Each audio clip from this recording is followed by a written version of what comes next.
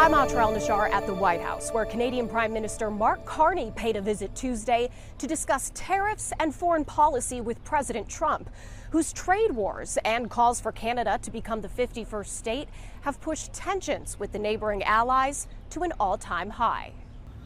America's friendly neighbor to the north arriving at the White House with a couple bones to pick with President Trump. This is not going to be like we had another little blow up with somebody else. That was a much different. This is a very friendly conversation. A friendly but strained relationship since President Trump took office. He hit Canada, along with Mexico and China, with double-digit tariffs before the rest of the world. Minutes before Canadian Prime Minister Mark Carney arrived, the president posted, "We don't need their cars, we don't need their energy, we don't need their lumber, we don't need anything they have." Carney says the U.S. does need Canada. We are the largest client of the United States. 50% of a car that comes from Canada is American.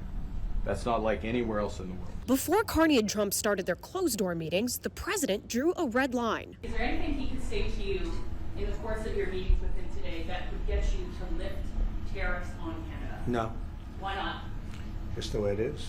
American and Canadian officials have discussed tariffs before, but this Oval Office meeting was the first time we saw these leaders broach in person the subject of Trump's relentless calls for Canada to become the 51st state. Here's how it went. It would really be a wonderful marriage because it's two places that get along very well. They like each other a lot. Well, if I may, as you know from real estate, there are some places that are never for sale. That's true. We're sitting in one right now. But never say never.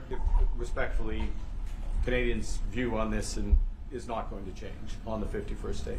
1 week ago, Carney's victory marked a stunning political comeback for Canada's Liberal Party, credited to his tough stance on Trump. President Trump is trying to break us so that America can own us. I think I was probably the greatest thing that happened to him, but I can't take full credit. Greatest may not be the word Carney or Canadians would use, but President Trump's tariffs and expansionist view have, like for much of the world, altered their lives. At the White House, I'm Atra El-Nashar reporting.